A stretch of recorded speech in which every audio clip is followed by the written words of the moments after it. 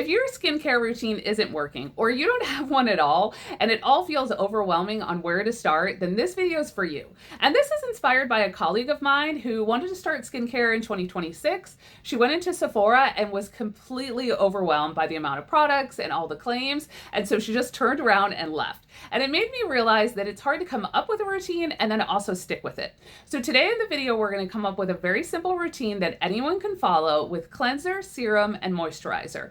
And we're going to pick products that actually make a difference without feeling complicated. And stick around to the end of this video and I'll give you a tip that can really boost results that a lot of people skip. So by the time you finish this video, you'll know exactly what to use and how to incorporate it into your day. And we're going to start off with cleansers. Now, splashing water in your face when you're in the shower does not count as an actual cleansing step.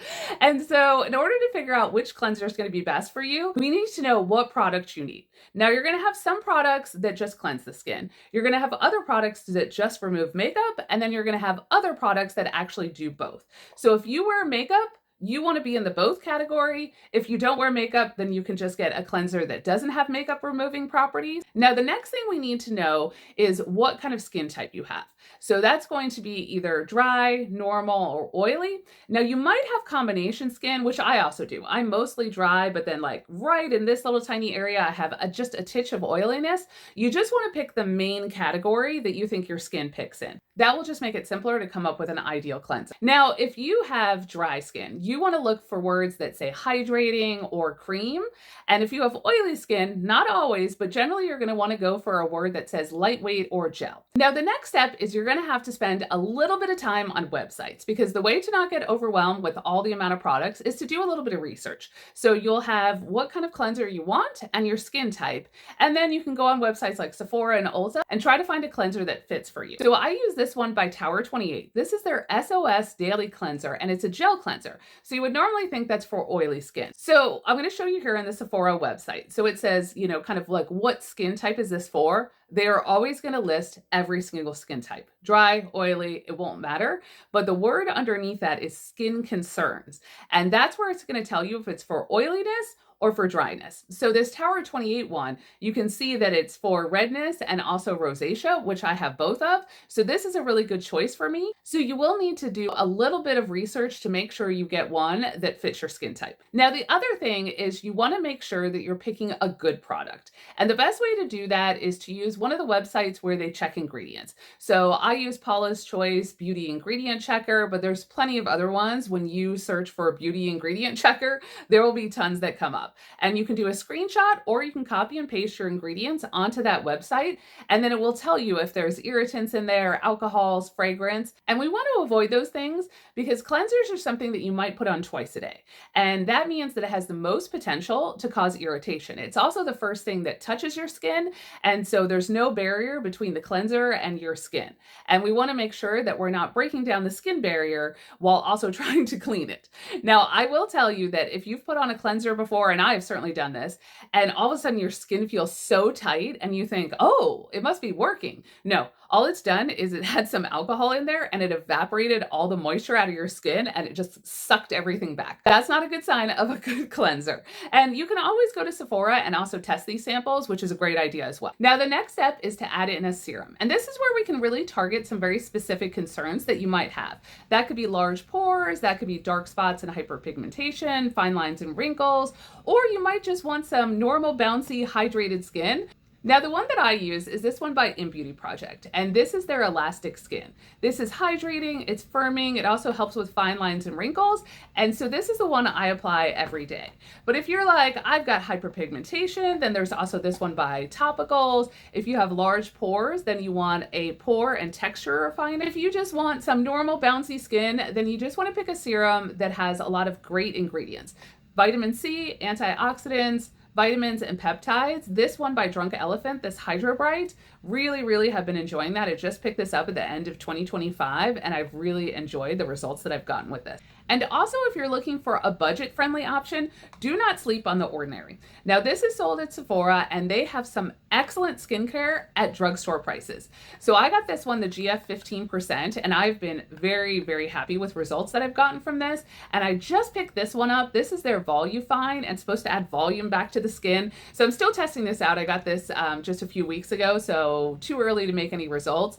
But I've always been really impressed with their cleansers, their moisturizers, their serums. This is a good budget-friendly option without having to sacrifice on getting good ingredients. Now, once you pick your serum, you want to do the same thing you did for the cleanser and go back to those websites. Just make sure it's fragrance-free, there's no alcohols and fragrance. Now, another question I get often is, do I need a separate serum? And this also applies to moisturizer for my neck and my hands and my chest and the rest of my body? And the answer is just keep it simple.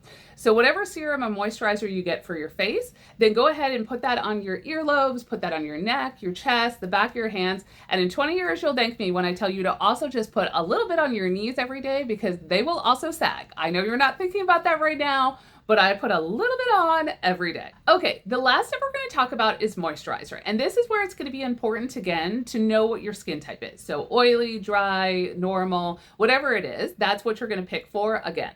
And we also want to pick good for you skin ingredients. So things like antioxidants, vitamins, hydrators like hyaluronic acid. You want to get some emollients to protect the skin barrier. And before you say, whoa, that was a lot of words, I don't know how I'm going to pick that out. Know that most good moisturizers already have those things in it. But this is also where fragrance pops in really heavily. So things that smell rosy or floral, that is going to be irritation applied to your face. So we want to avoid that. Just buy perfume. You don't need it in your face cream.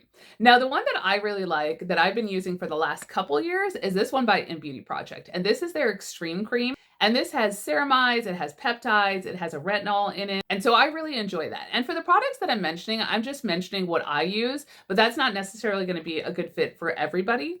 Now, the other question I often get is whether you need a separate moisturizer for nighttime versus daytime. And the answer is no. Again, just keep this simple. So when I put this on, I put it on day and night. Now, the only exception to that is going to be if you pick a moisturizer that also has SPF in it, which is always a great idea, 2 for 1, and it saves you a step. And if you wouldn't put on an SPF normally, then at least you get it on. But you will want to take that off at the end of the night and then apply something that doesn't have that, because ideally you do want to, especially for your serum and moisturizer, apply those twice a day. That's going to give you the best benefits.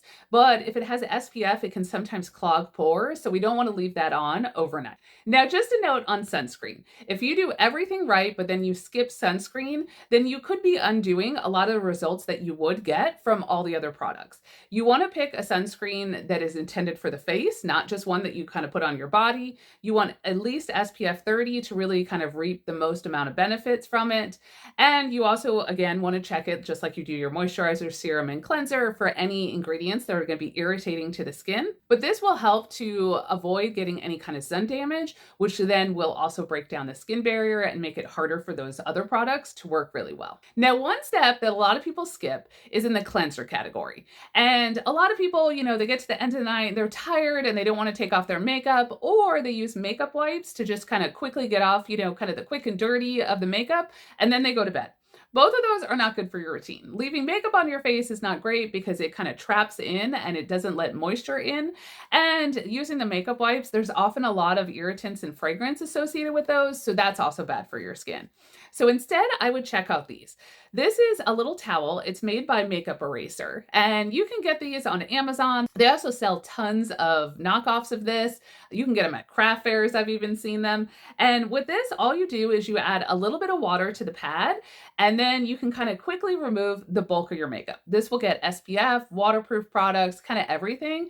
Then use your cleanser to kind of really kind of cleanse the rest of the skin, get any other deep kind of impurities off, and it allows it to work better. But this is also great when you're just really lazy and you just want to go to bed. Just adding a little bit of water, slap it on, and at least that way when you go to bed, you have a lot less makeup on. Now, I hope I helped you today to come up with a skincare routine and to actually stick with it in 2026. Now, if you have additional questions about a product that you're considering or whether it's good for your skin, just drop them in the chat down below and I will answer any questions that show up there. And I have other videos on skincare and makeup coming out this year, so I hope you hit subscribe so you'll get notified of those videos as well. I hope everyone has a great day and a happy 2026.